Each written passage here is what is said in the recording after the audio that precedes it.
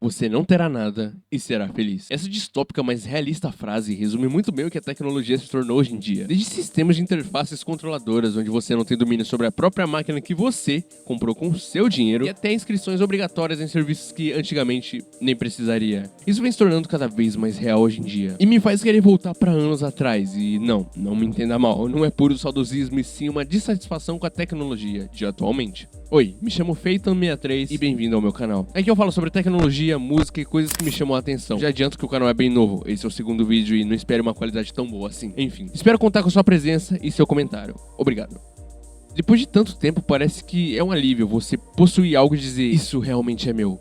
E por incrível que pareça, isso é quase que irrealista nos tempos atuais. Quando foi a última vez que você pegou um álbum de um artista e ouviu todas as músicas uma após a outra? E realmente aproveitou o momento. Num mundo onde tudo é instantâneo, memes curtos e músicas chiclete produzidas só pra caber no TikTok de 30 segundos. E algo que é duradouro e com paixão, sem ser puro slop, é quase que impossível de encontrar. Por isso que ultimamente algumas pessoas têm regressado a tempos mais simples. Numa era onde a tecnologia era inovadora e possuir um BlackBerry fazia tu pegar todo mundo na escola. E por incrível que pareça, esse movimento tem sido muito proeminente num público mais jovem. Eu incluso, afinal, na época em que tudo isso era famoso, eu tava comendo grama com terra no quintal de casa. Hoje em dia, conveniência não é mais uma necessidade, sim uma obrigação. Hoje tu tem uma câmera, um MP3, um espelho, um cartão de crédito, tudo nesse aparelho quadrado que fica no seu bolso o dia inteiro. E parece que a fadiga da tecnologia moderna chegou a nós, meros mortais. E agora a onda de mídia física voltou, não porque é a única forma de usufruir da tecnologia, mas sim porque é a forma mais humana de consumir o conteúdo. Eu sei que vou tocar num vespeiro aqui, mas espero que concordem comigo. Tecnologia hoje em dia não inova como antigamente. Tá, é claro que a inteligência artificial é talvez a maior inovação de todas no ramo tecnológico, mas nada é tão duradouro e genuíno quanto a tecnologia de antigamente. Eu sinto falta daqueles celulares experimentais lançados pela Sony ou pela Nokia, que quase sempre eram coisas incríveis que ninguém nunca tinha pensado. Tipo os famosos slide phones, tá ligado? Que eram basicamente flip phones, mas ao invés de ser o flip, tinha um slide. O que diminuía ainda mais o tamanho dos celulares e deixava eles com um toque bem mais futurista. E falando em tecnologia experimental, quem aí não lembra dos computadores insanos da Vaio, que era pioneira nesse tipo de máquina uns tempos atrás. Eu vou reservar esse momento do vídeo aqui pra falar sobre essa marca, porque quando se fala sobre inovação nos anos 90 e 2000, não podemos deixar de fora. Em 1996, Vaio foi fundada pela Sony quando os computadores começaram a explodir. Não, literalmente. A Sony decidiu chamar para ser o chefe de design da empresa ninguém menos que Teio Goto, que pra quem não sabe foi simplesmente o cara que criou o design do controle do PS2, os símbolos dos botões, a logo do PS3 e a logo da Vaio, que na minha opinião é uma das mais criativas logos já criadas no ramo computacional, por toda a sua relevância e principalmente ambiguidade. Na criação da máquina, as letras V e A formam um símbolo analógico, enquanto as vogais I e O se combinam para compor um sinal digital binário, representando a transição da Sony do analógico pro digital. O nome era simbólico, o VA em Vaio significava vídeo-áudio, destacando o foco do PC no entretenimento, mas também representava a fusão da tecnologia analógica e digital, dois mundos se unindo para criar algo maior. Vai a abreviação de Video Audio Integrated Operation, uma expressão que refletia a visão da Sony para o futuro da computação multimídia. Tipo, só a origem da logo já é inovadora, tá ligado? Mas agora se formos falar dos computadores, eles são ainda mais. Durante muito tempo, meu pai utilizou um computador da Vaio que usava uma tela touchscreen. E pra mim, que era pivetinho na época, aquilo lá era a parada mais da hora que eu já tinha visto. Pode-se dizer que eu mexia mais naquele computador do que meu pai, pra falar a verdade. Esses dias meus pais chegaram com uma pilha de notebooks quebrados, que eles encontraram na casa do meu tio. E como eles sabiam que eu provavelmente iria querer fuçar naquilo, eles deixaram eu dar uma olhada. E claro que eu fucei, abri, desmontei, montei de novo, removi um monte de memória RAM do DR3 e até reciclei uma tela em perfeito estado, que eu pretendo usar pra fazer um mini monitor lá pra frente. Mas o que mais me surpreendeu naquilo tudo é que dois computadores pareciam estar em perfeito estado. E um deles, o menorzinho, não era usado desde 1999. Sim, desde o bug do milênio, aquela parada tava fechada. E no meio da pilha, tinha um Vaio PCG 3i2L rosa, em perfeitas condições. Pra mim, nem a pau que aquilo ia funcionar.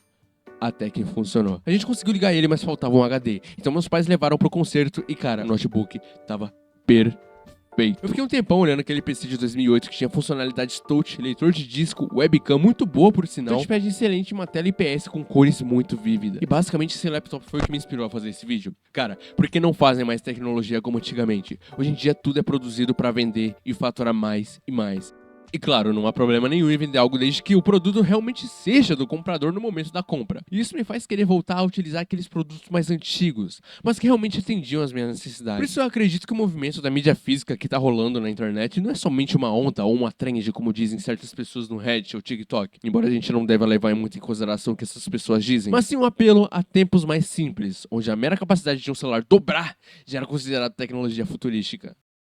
Continuando no ramo computacional, existe uma empresa que, na minha opinião, é muito subestimada. A Panasonic. Percebam como o Japão sempre foi uma das maiores potências tecnológicas do mundo, desde sempre inovando e criando coisas incríveis como essas. A Panasonic é uma empresa japonesa que atua em diversos segmentos, como eletrônicos, automóveis, eletrodomésticos.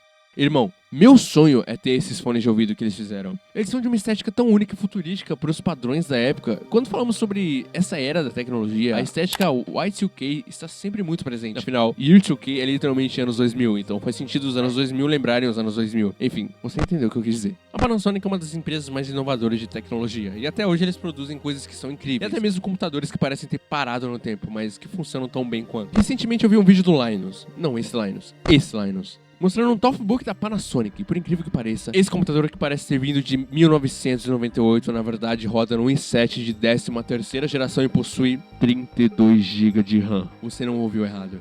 Parece até um anacronismo. E o motivo pra Panasonic ter mantido essa estética mais vintage é bem simples, na verdade. O Japão é um dos países com a maior população de idosos do mundo. E na época em que eles eram mais jovens, eles utilizavam os computadores da Panasonic com essa estética. E todas as funcionalidades, como por exemplo, a entrada VGA, leitor de disco, mouse em formato redondo. E a Panasonic pensou, por que não manter essa estética, funcionalidades e qualidades num PC de aparência antiga? Porém mudar seu hardware e deixar ele cada vez mais poderoso. E foi exatamente o que fizeram. E parabéns, Panasonic, vocês fizeram o que nenhuma empresa hoje em dia tem coragem de fazer. Vocês fizeram um produto que presta.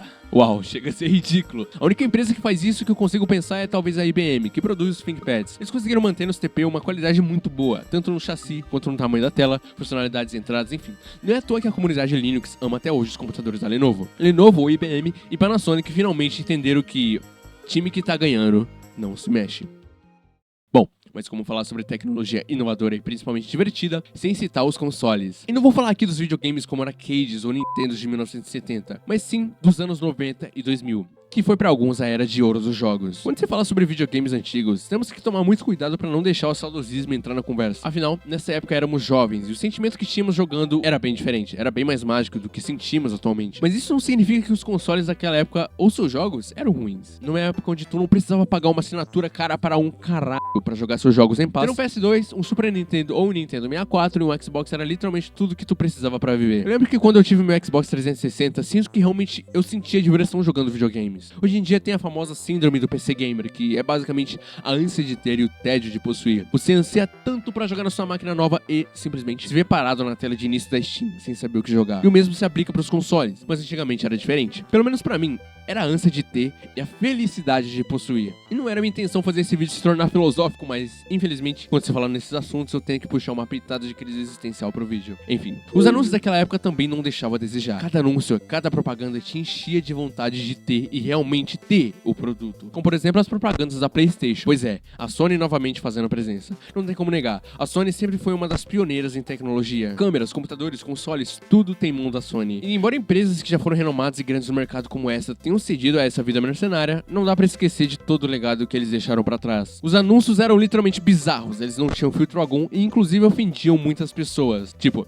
era tão bizarro que chega a ser absurdo. Anúncios como o esse era algo comum de se ver em lojas antigamente. E não dá pra evitar o papel que os ads tiveram nessa época. Foi tão importante quanto pra gente entender sobre a inovação que era aquilo na nossa frente. Afinal, você geralmente não compra algo às cegas, certo? Na minha opinião, os anúncios são boa parte do porquê sentimos tanta falta dessa época. Eles eram divertidos, cativantes, chamavam sua atenção. Quando o Kinect chegou no Xbox 360, foi praticamente um delírio coletivo. Você via em todo lugar pessoas comprando, jogando. Inclusive, meus irmãos compraram naquela época e ninguém tinha noção do que aquilo fazia. A gente ainda tinha um pensamento de que o Kinect ia funcionar além das nossas ondas cerebrais. E claro que o Kinect não tinha poder pra fazer isso, mas Dave, você estava no caminho certo. Vou te defender até o final, meu mago.